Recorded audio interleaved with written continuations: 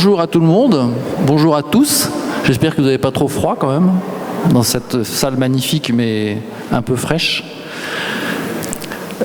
Nous avons le plaisir de recevoir au rendez-vous de l'histoire de Blois Dominique Méda, qui va pouvoir parler avec vous, avec cette assistance de Blois qui chaque année m'épate parce que vous êtes toujours aussi nombreux, aussi attentifs et aussi intéressés. Et par ce sujet du travail, donc, qui est celui de cette année, et qui évidemment a tellement de dimensions à la fois historiques bien sûr, mais aussi très contemporaines et pour l'avenir bien sûr. Et ça sera justement le sujet de cette interview, de cet entretien. Quel travail pour demain? Avec Dominique Méda, donc, qui est sociologue, qui dirige à l'Université Paris-Dauphine l'IRISO, qui est l'Institut de recherche interdisciplinaire de sciences sociales, et qui regroupe en fait l'ensemble de la recherche des disciplines de sciences humaines, que sociologie bien sûr, mais aussi philosophie, histoire, droit, et oui, surtout philosophie, puisque Dominique Méda est philosophe de formation, et non pas sociologue. Elle a fait un parcours quand même assez particulier, je trouve, par différents points de vue. D'une part, justement, par son interdisciplinarité, puisque c'était, vous savez, c'est le prototype de la bonne élève de l'école de la République, des lycées. Des lycées qu'il a mené du lycée de Sedan, Charleville en fait. Sedan, à Henri IV, à l'école normale supérieure, et de l'école normale supérieure à l'ENA. Et de l'ENA, Dominique Méda a choisi, si j'ai bien compris, vous savez, les dernières places du classement de l'ENA, c'est ceux qui s'occupent des corps des fonctionnaires sociaux, des ministères sociaux. C'est ce que les énarques n'aiment pas. Ils choisissent plutôt d'abord l'inspection des finances, ensuite le Conseil d'État, ensuite ce genre de choses. Mais l'inspection générale des affaires sociales, elle sort très bien. C'est quand même pas trop quelque chose qui est très recherché. C'est super bien. À cette époque-là. Voilà. Donc un intérêt pour ces sujets-là, d'emblée, dès le départ. Et ce qui ne s'est pas démenti depuis, donc pour le travail, donc à travers ses fonctions à l'inspection générale des affaires sociales, puis ensuite en mêlant la recherche avec des fonctions de fonctionnaires, justement de hauts fonctionnaires, à la DARES, au ministère du Travail, donc, puis ensuite en recherche pure et simple, si j'ose dire, mais avec des responsabilités à chaque fois, et surtout des engagements. Puisque Dominique Méda, avec son travail de philosophie et de sociologie sur le travail précisément, a publié rapidement des livres qui marquent des convictions sur le travail, effectivement, et ensuite, en élargissant, à travers son interdisciplinarité, bien sûr, à d'autres domaines, et en particulier s'est intéressé avec une approche critique de l'économie, à la question de la croissance. C'était à travers plusieurs livres, effectivement, la critique du PIB, de ce qu'on appelle le PIB, c'est-à-dire des indicateurs de croissance, et aussi dans la volonté de proposer d'autres approches, d'autres façons de réfléchir à la croissance et à l'économie, de même qu'elle l'avait fait sur le travail, d'autres manières de travailler. Et puis, cette approche, à la fois du travail et puis de l'économie globalement, a débouché sur le dernier ouvrage que vous aviez fait avec Isabelle Ferreras et Julie Battilana, qui s'appelle le Manifeste Travail, et dont le sous-titre, si je ne me trompe pas, est « Démocratiser, démarchandiser, dépolluer ». Donc c'est les trois tenants de cette approche multidisciplinaire qui lui permet maintenant de parler du travail demain. Mais pour ça, évidemment, on va d'abord commencer par faire un très bref retour en arrière sur la façon, pour montrer que le travail est un terme, un concept, une idée, qui a fait l'objet de représentations ô combien variées dans l'histoire. Donc on va faire un retour en arrière historique. Il faut toujours commencer par l'histoire de toute façon, et c'est normal, au rendez-vous de l'histoire, ça paraît assez logique. Avant qu'on passe aux représentations qui dominent aujourd'hui, de la représentation que la société se fait du travail, dans les débats qu'il y a sur le travail aujourd'hui, et ensuite d'ouvrir sur un avenir possible et souhaitable du travail. Donc Dominique, déjà, si la question historique sur votre approche que vous avez fait répéter tant de fois dans bien des livres, hein, mais de faire très synthétiquement, dans le peu de temps qu'on a, une approche de l'évolution de la représentation du travail dans nos sociétés. Entendu. Dans nos sociétés, hein, on va se contenter, voilà. Mais merci beaucoup, cher Antoine, pour cette présentation et puis d'accepter de m'accompagner dans cette présentation. Peut-être 3 petits points sur l'introduction que vous avez bien voulu faire. Vous avez dit que j'étais une bonne élève, mais je dois rappeler que j'ai redoublé mon CM1. Quand même. Après, vous avez dit que l'IGA sortait dans les derniers... non, j'avais le choix en fait entre la direction du Trésor et l'IGAS, et j'ai préféré les affaires sociales aux affaires économiques. C'est bien ça qui est rare. Voilà. Et donc, bien, je rentre directement, donc j'essaye de répondre à votre question, en effet, sur cette histoire longue du travail. En gros, si je voulais résumer, ce que j'aimerais dire dans une sorte de grande fresque, c'est qu'on est passé alors oui, dans nos sociétés occidentales, hein, et puis quand même peu à peu de façon assez universelle, d'un moment où le travail était soit ignoré, soit méprisé. Alors il y a des controverses sur ce que représentait le travail dans la Grèce antique. Alors moi je suis rentrée dans la description de ce qu'était l'absence de travail en fait dans la Grèce antique par les travaux de l'historien Jean-Pierre Vernant, avec tous ses livres absolument magnifiques, hein. Et c'est dans ces livres que Vernant nous rappelle que la catégorie de travail en quelque sorte n'existait pas, hein. Vernant nous dit on trouve en Grèce des métiers, des activités, des tâches, mais on chercherait en vain le travail. Et puis tout ça, c'est confirmé par les recherches des anthropologues.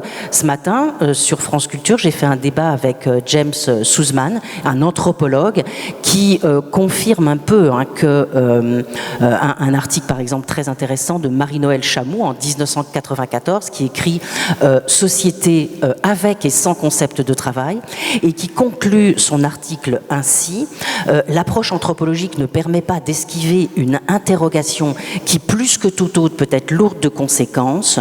Peut-on dire que le travail existe quand il n'est ni pensé ni vécu comme tel ?»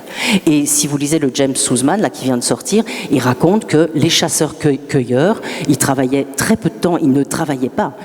Ils satisfaisaient leurs besoins quelques heures par jour, mais qu'il n'y avait pas cette idée d'illimitation et de besoins et de désirs infinis qui vont nous entraîner dans une spirale un peu infernale.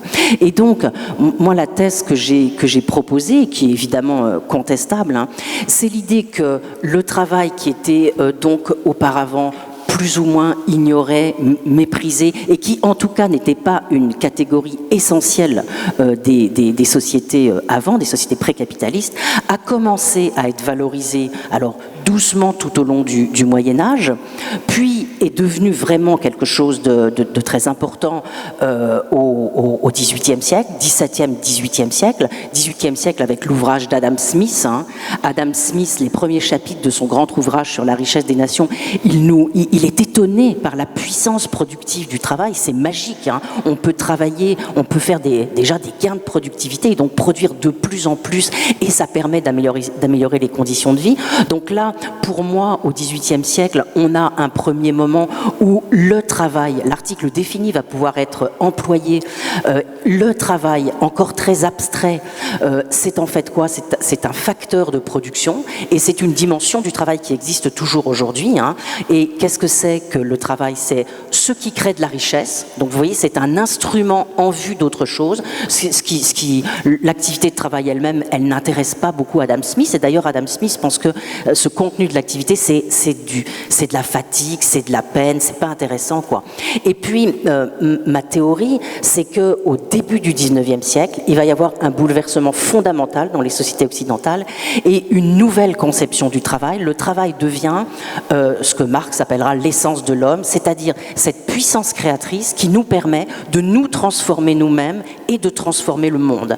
Et ça, on le voit très bien à l'œuvre dans la philosophie allemande, par exemple, alors de Hegel à Marx, hein, une espèce de valorisation du travail, parce que par le travail, en gros, je fais le monde à mon image, j'humanise le monde, je détruis la nature et j'humanise, je spiritualise le monde. Et puis, alors, vous vous souvenez peut-être que Marx nous dit que le travail, qui est en soi une activité extraordinairement expressive, ne pourra devenir vraiment cela que lorsque nous serons sortis du salariat et du capitalisme, finalement. Mais contrairement à ce qu'il avait prévu, à la fin du 19e siècle, va s'installer la société salariale et donc on va, comment dirais-je, apprécier le travail, considérer que c'est véritablement une valeur, non pas parce qu'il permet d'exprimer ma singularité, mais parce qu'il me permet d'accéder à des produits, à de la consommation, de m'acheter des choses, d'améliorer mes conditions de travail, etc. Donc, mes conditions de vie, pardon. Donc, voilà là où je voulais en venir. Hein. Aujourd'hui, nous vivons avec un concept de travail qui est un petit peu comme un millefeuille. Il est composé de différentes dimensions qui sont contradictoires les unes avec les autres. Le travail, c'est à la fois un facteur de production, et donc il doit être le plus efficace possible, hein, et à la limite, ce qu'est l'activité pour les gens, on s'en fiche complètement. Il est l'essence de l'homme, je reprends le terme de Marx, hein, on va dire l'essence de l'humain, parce qu'il me permet de m'exprimer dans mes œuvres, et il est en même temps le pivot de la société salariale, et donc il me donne accès à des droits, à de la protection sociale, droit du travail, etc. Et donc on est dans ce millefeuille-là, et de surcroît, ce qui s'est passé, si on se remet maintenant à la fin du XXe siècle, hein, on pourrait dire qu'on est passé, si on regarde, si on couvre les siècles, on est passé du travail tripalium, hein, l'instrument de torture qui servait à tenir les animaux, à la norme du travail épanouissement. Aujourd'hui, on attend du travail un épanouissement, on réclame de pouvoir s'épanouir, s'exprimer dans son travail. Et il y a un sociologue allemand qui dit même que le travail, c'est devenu la principale arène grâce à laquelle je peux montrer aux autres qui je suis exactement. La principale arène grâce à laquelle je peux susciter l'admiration. Voilà, c'est quelques histoires de quelques siècles pour vous montrer comment le travail est devenu véritablement une valeur, et ça nous permet de comprendre pourquoi le manque de travail fait autant souffrir. Et juste peut-être, pardon d'être un peu longue, un dernier point pour vous dire que parallèlement à cette montée de la valeur travail, eh bien cette valorisation elle est particulièrement vraie en France, puisque ça c'était un peu une histoire philosophique ce que je vous ai fait. Après j'ai exploité avec d'autres collègues les enquêtes européennes sur le rapport au travail, et qu'est-ce que l'on voit? On voit non seulement que en Europe, le travail est considéré par la majorité des personnes comme très important, mais il l'est plus encore en France qu'ailleurs. C'est-à-dire que la France ressemble à des pays auxquels on la compare en général assez peu, la Pologne ou la Lettonie, la Roumanie, c'est-à-dire que les scores qu'atteignent, je dirais, le plébiscite du travail sont très très très élevés par rapport, par exemple, au Danemark ou à la Grande-Bretagne, où le travail est beaucoup moins considéré comme très important. Donc voilà, une valeur travail très très très très forte, et encore plus forte en France qu'ailleurs. Et on attend même une représentation assez courante qui est de penser que, au Moyen-Âge, sous l'Ancien Régime, on travaillait beaucoup plus que maintenant, parce que c'était le travail agricole, beaucoup plus prenant, beaucoup plus long, beaucoup plus pénible physiquement, etc., ou le travail industriel au XIXe siècle, et qu'on a le temps de travail, la durée et la pénibilité du travail et sur une baisse tendancielle depuis que la modernité et le progrès technique permet de, etc. etc. Qu'est-ce que c'est ça? C'est une représentation très courante et qu'on a à peu près tous, je crois. Voilà. Oui. Sur on relativise par rapport à la plainte sur la pénibilité. On dit oui, mais enfin quand même, rappelez-vous, si j'ose dire, rappelez-vous au Moyen Âge, où c'était quand même plus dur de labourer son champ ou au XIXe siècle de creuser dans les mines. Voilà. Donc qu'est-ce que vous en faites de cette représentation? C'est tout à fait vrai. Alors évidemment, il y a eu quelque chose de fondamental, c'est la révolution industrielle, bien sûr, et le fait qu'on est passé d'une société, vous le disiez, agricole, où le travail était rythmé aussi quand même par le rythme des jours. Il fallait bien s'arrêter lorsque c'était la nuit, il y avait des jours chômés, et puis il y avait aussi des artisans, le beau travail, les sublimes, enfin toutes ces choses-là. Et on est passé quand même avec la révolution industrielle à un monde où soudainement, souvenez-vous, 1840, c'est l'explosion du paupérisme, et c'est-à-dire qu'on voit tout d'un coup dans les manufactures en Angleterre et en France des populations ouvrières extrêmement nombreuses qui vivent dans des conditions absolument misérables. Et alors il y a évidemment une quantité de publications à l'époque là-dessus.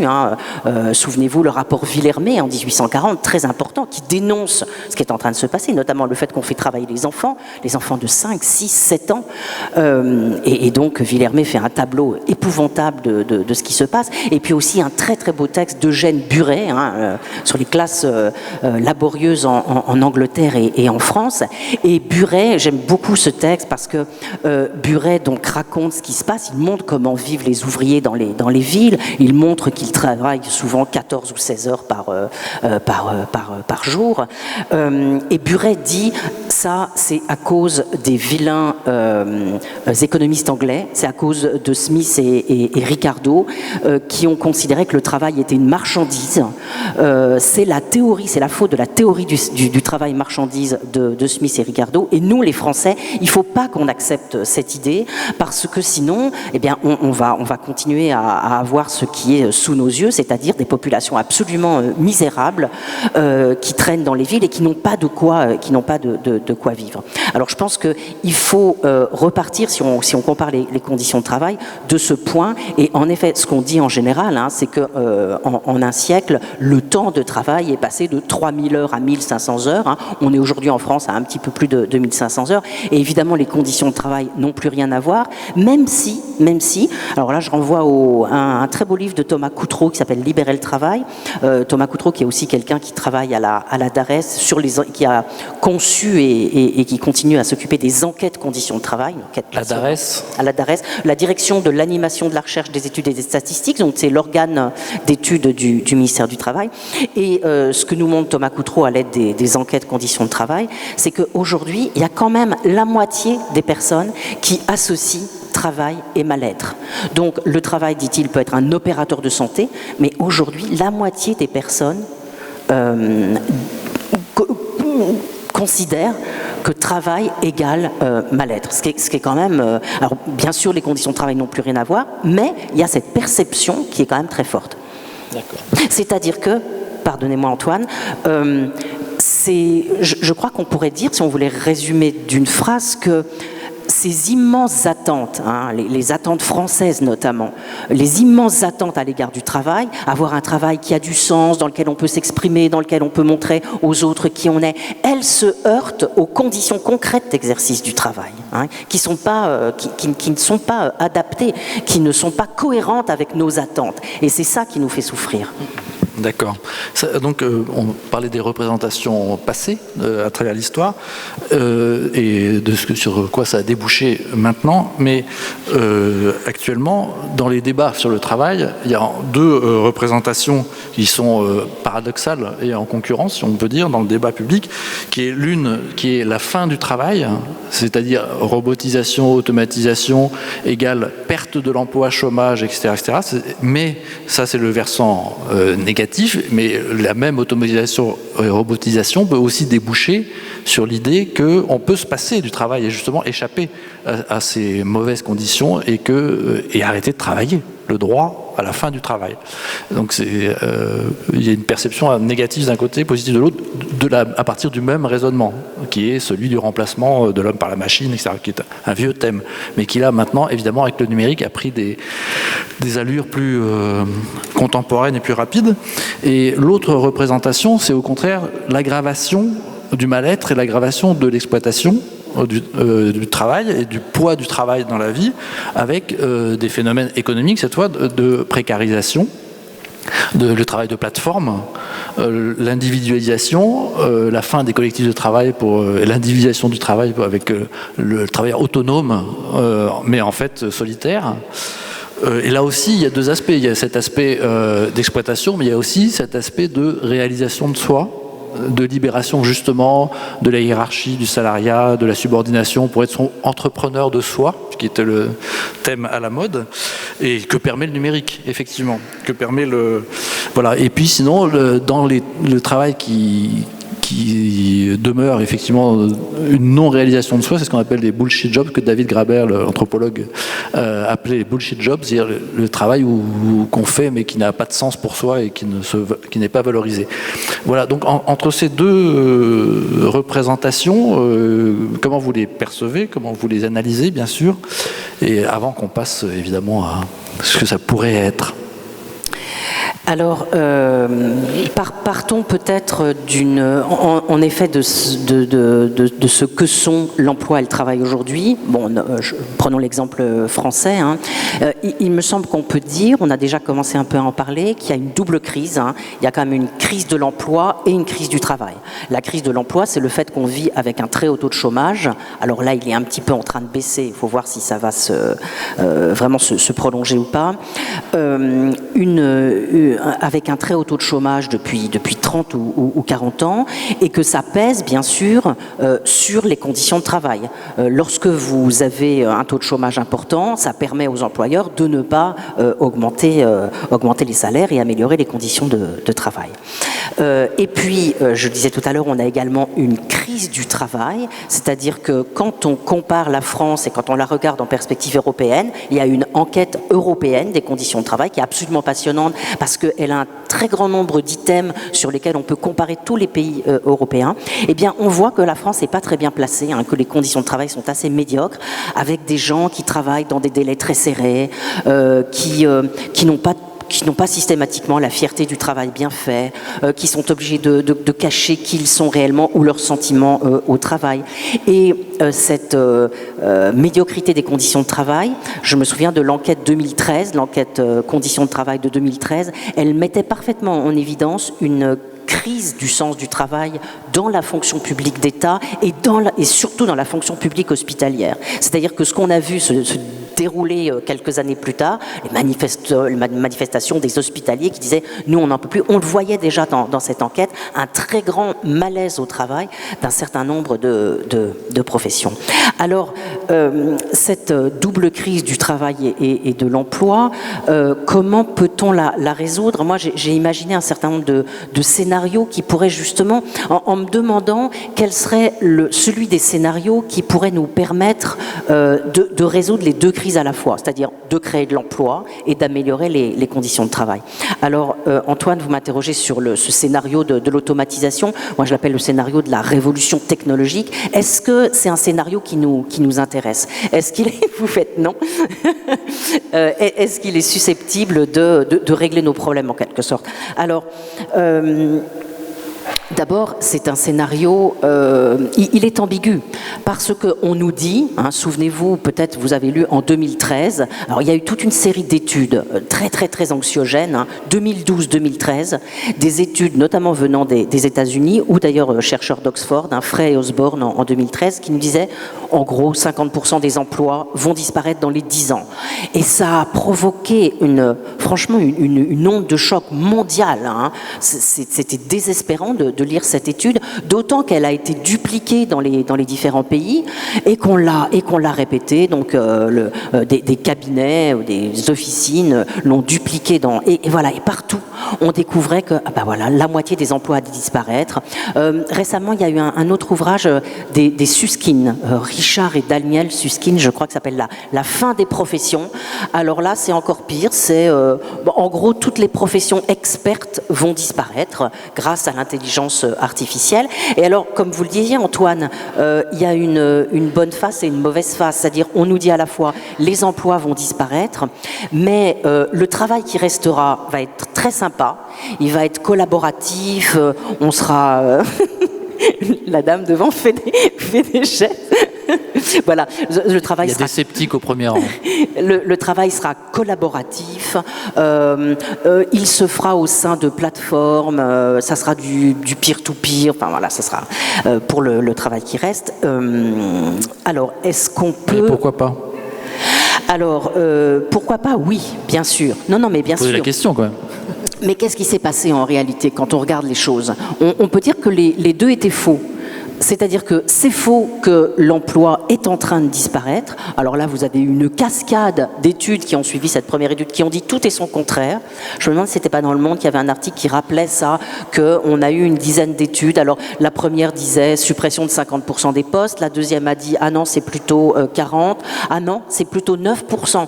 Bon, on ne sait pas du tout comment peut-on prévoir ça de toute façon, parce qu'on fait comme si on n'avait rien à voir dans l'histoire. C'est quand même encore un tout petit peu nous qui pouvons décider quelque chose et mettre en place des politiques où il y a la résistance des gens, résistance des travailleurs, ça nous rappelle les Ludites.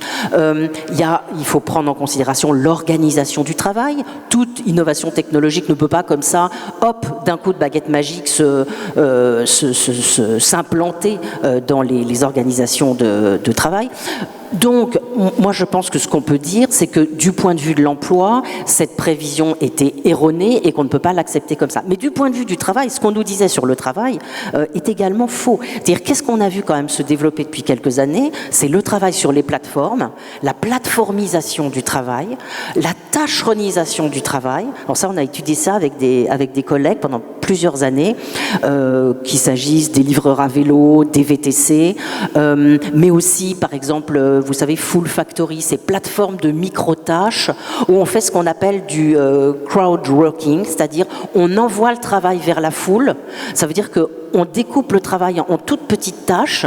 Par exemple, vous devez repérer un chat. Donc vous êtes derrière votre ordinateur et puis on va vous payer 2 centimes pour que sur les 2000 images qui passent devant vous, vous repériez un chat. C'est pour entraîner l'intelligence artificielle. Ça veut dire que quelqu'un a prédécoupé le travail, l'a tâcheronisé pour l'envoyer vers la foule, et puis dans la foule vous avez des gens qui vont l'attraper, ce travail, pour le faire, et donc, alors là pour l'instant ça va, il y a encore pas énormément de métiers ou de tâches qu'on peut comme ça couper en petits morceaux, mais ça s'étend de plus en plus, de même que les plateformes s'étendent de plus en plus. Donc souvenez-vous, Uber, c'était il n'y a pas très longtemps, Uber c'était en 2009, s'installe en Californie, et qu'est-ce qui s'est passé? Uber s'installe en disant « moi, je ne suis pas un employeur, moi je mets juste des gens en relation », et donc ces plateformes, elles remettent en cause de façon très, très radicale toutes les professions organisées, alors bien sûr profession de taxi en tout premier, en organisant, donc en sautant par-dessus la tête de ces professions réglementées et installées. Et d'ailleurs, c'était un petit peu ce que certains économistes conseillaient. Souvenez-vous d'un rapport qui avait été rendu à Nicolas Sarkozy par Pierre Cahuc et Francis Kramarz, je crois, qui disait les taxis, c'est pas bien, c'est de la rente et il faut procéder autrement. Donc, ils ont bien été suivis. Et donc, ces plateformes, elles se sont répandues. Quel est le problème? C'est que, petit 1, elles refusent de se considérer comme appartenant à un secteur, c'est-à-dire que Uber, pendant longtemps, a dit « mais moi, je ne suis pas du tout une entreprise de transport, donc je ne respecte pas les lois sectorielles, les réglementations nationales. Et puis, deuxièmement, je ne suis bien sûr pas un employeur, je ne fais que mettre des gens en relation, et donc, je ne remplis aucun des devoirs de l'employeur, assurer la santé et la sécurité de mes salariés, faire respecter le code du travail, faire respecter des temps de travail, que les gens ne travaillent pas trop longtemps, ne s'épuisent pas à la tâche, qu'ils aient une indemnisation chômage quand l'activité s'arrête. Non, là, ils les débranchent. Et ils ne payent pas de cotisation sociale non plus. Donc, si vous voulez, un double hold-up par rapport au salariat classique. Et le problème, c'est qu'avec la crise sanitaire, ce type de plateforme et ce type de... Je veux dire, l'introduction, l'insertion du numérique dans nos vies s'est considérablement développée. Et que maintenant, eh bien, vous trouvez de plus en plus de travaux que vous pouvez comme ça commander à partir de votre smartphone. Vous pouvez commander une personne qui vient faire le ménage chez vous. Et la fonction de recrutement et d'évaluation, elle est complètement déléguée à d'autres, puisque vous savez que c'est le client qui va mettre des petites étoiles pour dire s'il est content ou pas content. Et donc là, on a quand même une fragmentation, c'est-à-dire une mise en cause du salariat et une fragmentation du travail qui est, moi, je trouve extrêmement inquiétante. Mais alors, oui, c'est ça, la question, c'est est-ce que c'est appelé à se développer? Est-ce que c'est appelé à être une forme de travail dominante? Ou bien est-ce que c'est un épiphénomène? On a vu justement, par exemple, Uber a été requalifié en entreprise devant payer des cotisations, etc., dans pas mal de tribunaux, pas seulement en France. Hein. On peut se dire aussi que ça a eu un moment d'explosion et que ce type de travail, d'abord, il devra s'adapter pour justement redonner à ceux qui travaillent dans ces conditions-là une protection sociale, etc. etc. Oui. On peut penser ça ou pas? Enfin, si, non, mais là, on est dans un moment très important du point de vue du travail des plateformes, hein, parce qu'en effet, comme vous le dites, il y a eu un certain nombre de tentatives pour requalifier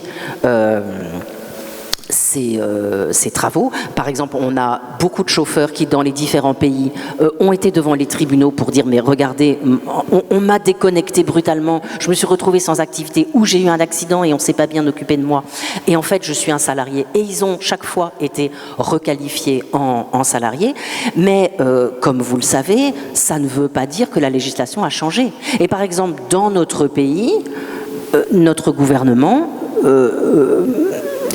est plutôt favorable à ce que les choses restent ainsi et à ne pas salarier ces personnes, parce qu'on considère que ces plateformes, elles permettent de donner de l'emploi à tout le monde et à des gens qui, sans cela, n'en auraient peut-être pas.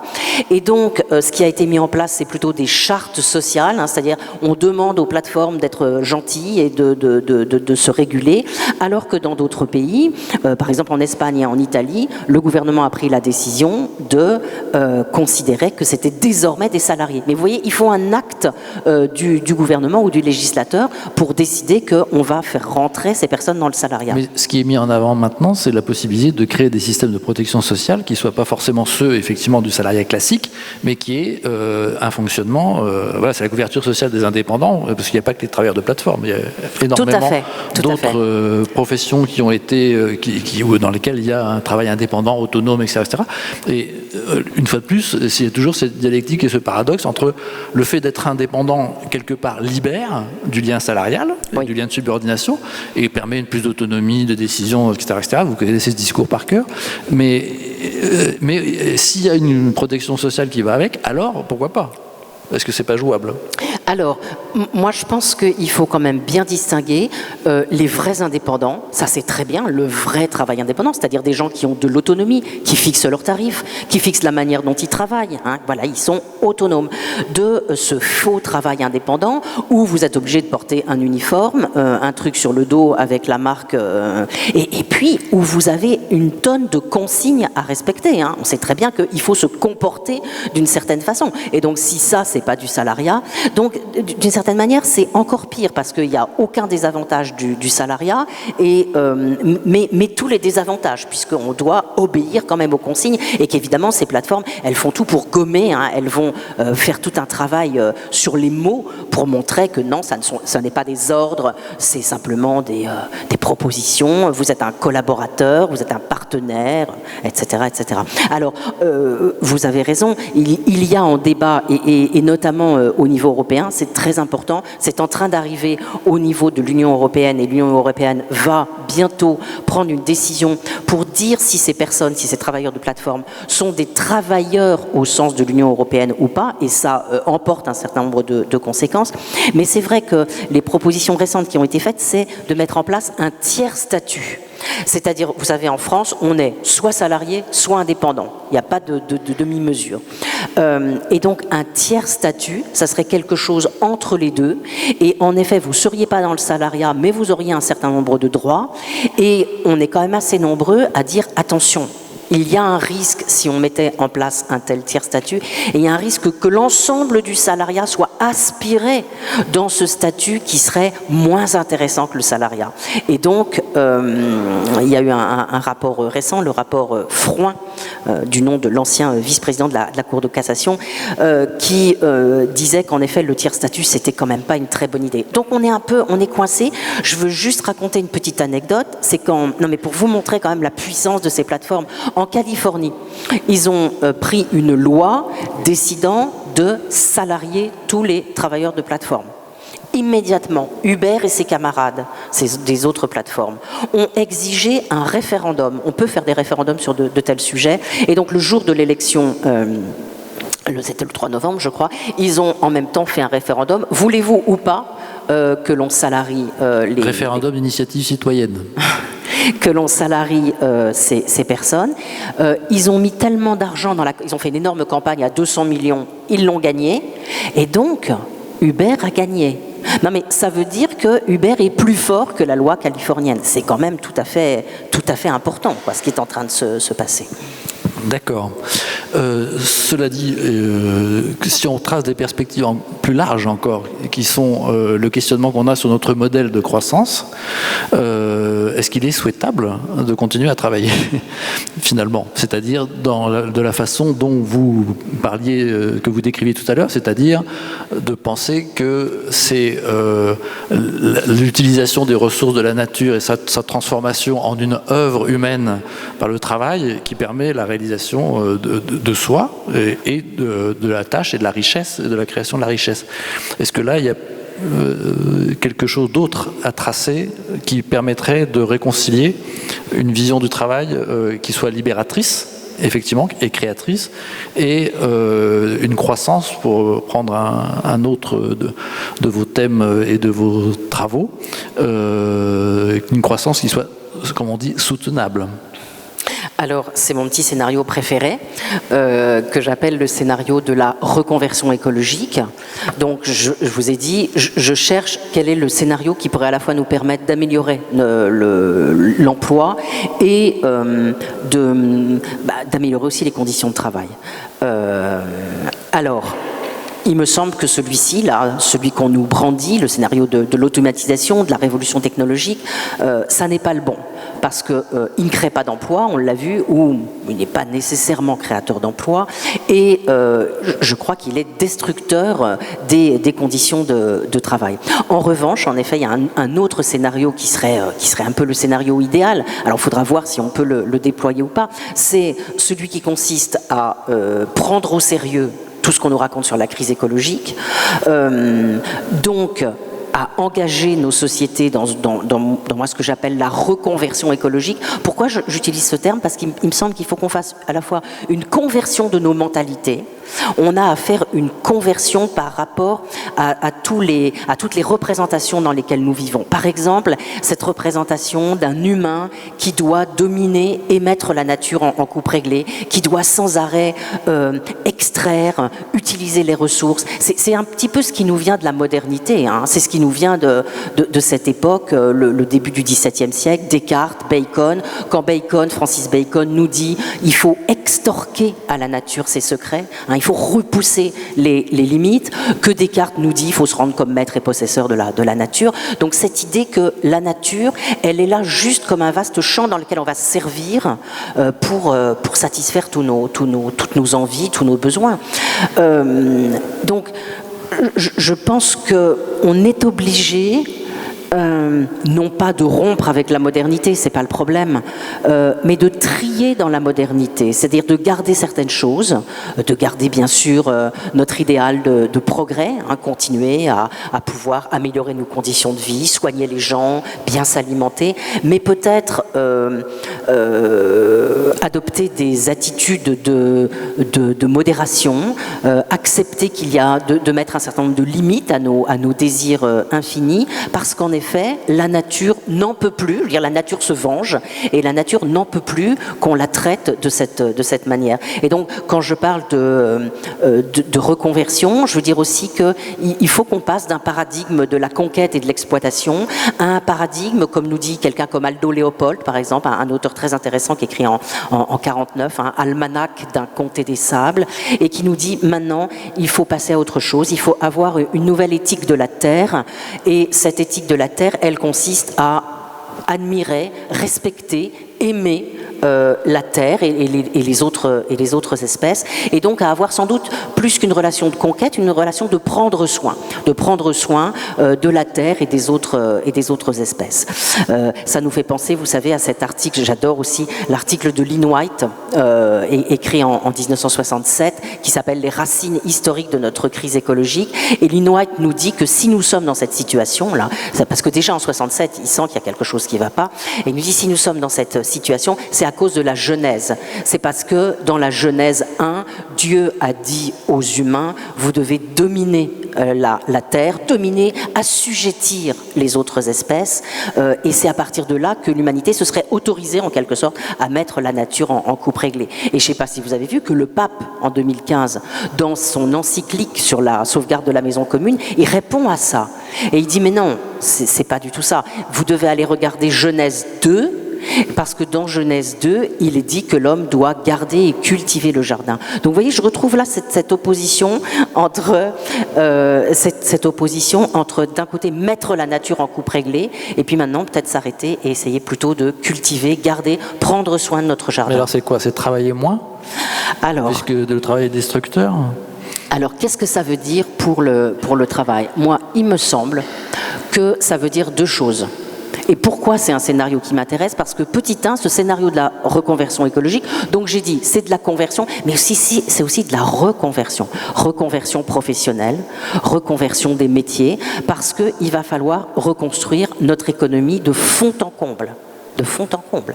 Il faut qu'on arrête d'utiliser du pétrole, il faut qu'on arrête d'utiliser des énergies fossiles, il faut qu'on rénove nos bâtiments, il faut qu'on arrête d'utiliser des voitures thermiques et donc qu'on utilise plus de transports en commun. Il faut qu'on change radicalement notre agriculture, moins de viande, etc. Donc on a énormément de choses à faire, et tout cela, ça va, d'après les premières études dont on dispose, mais il faut regarder de près, ça va créer des emplois. Vous avez une étude de l'ADEME qui dit qu'on va créer à peu près 600 000 emplois à l'horizon 2030. Et puis il y a une étude encore beaucoup plus optimiste du WWF qui, elle, parle de 2 millions d'emplois. Alors, parce que... En France? Ouais, en France. Parce que vous voyez quand même, si on doit rénover tous nos bâtiments, ça fait énormément de travail. Alors d'abord, ça permet aux gens de ne plus avoir froid, notamment dans tout ce qui est passoire énergétique, d'économiser bien sûr sur leurs factures de chauffage, et puis ça donne du travail. Alors, moi je lis, et en discutant avec des spécialistes, on voit que les filières en France ne sont pas encore assez organisées pour bien prendre en charge de façon extrêmement efficace, organisée, pour bien prendre en charge ces travaux de rénovation thermique des bâtiments. Mais voilà, là, il y a vraiment énormément d'emplois à créer. Et puis je pense qu'il y a énormément d'emplois à créer aussi dans l'agriculture. Pourquoi ? Parce que, et je réponds à votre question, Antoine, pourquoi énormément de travail à créer? Parce que jusqu'à maintenant, nous avons vécu en déléguant le travail aux machines. Ces machines, elles sont consommatrices d'énergie, d'énormément d'énergie, et si nous devons réduire nos consommations d'énergie, on va sans doute devoir réduire notre utilisation des machines. Moins d'adjuvants mécaniques, moins d'adjuvants chimiques, puisqu'on se dit que maintenant les pesticides ça suffit, et donc ça veut dire quoi? Ça veut dire plus de travail humain. Il me semble qu'on va devoir développer plus de travail humain dans l'agriculture, dans l'industrie, dans des métiers qui seront, vous me disiez, est-ce qu'on va travailler moins ?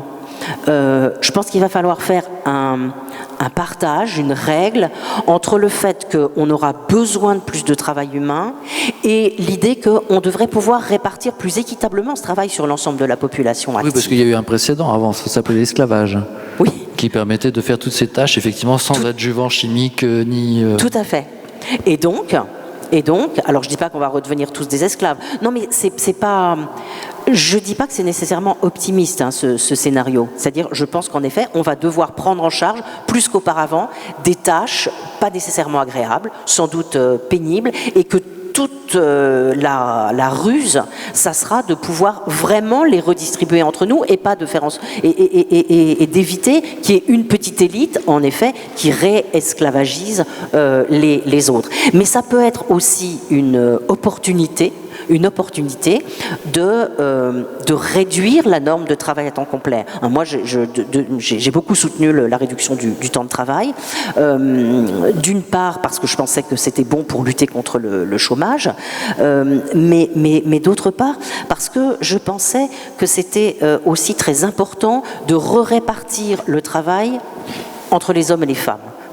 Je fais un tout petit aparté. Hein. Vous savez que les femmes travaillent moins et moins longtemps que les hommes. Elles travaillent beaucoup plus à temps partiel. Hein. Il y a 30% des femmes qui travaillent à temps partiel. Si vous travaillez à temps partiel, vous avez moins accès aux responsabilités, accès à de moindres salaires. Et donc, dans mon idée, la réduction du temps de travail, elle devait permettre, au lieu qu'on ait les uns, enfin les unes qui travaillent à temps partiel et les autres qui travaillent à temps complet, permettent d'avoir une norme de travail à temps complet plus courte pour tout le monde. Si vous comparez par exemple le modèle français et le modèle allemand, en Allemagne, vous avez plein de femmes sur des petits temps partiels, et puis les hommes, ils travaillent à temps complet. Et nous, en France, grâce aux 35 heures, on a moins de femmes à temps partiel, et de toute façon, elles travaillent sur des temps partiels plus longs. Donc je trouve que notre modèle est beaucoup plus intéressant que le modèle allemand. Tout ça pour dire que dans ce scénario de la reconversion écologique, on devrait pouvoir créer des emplois.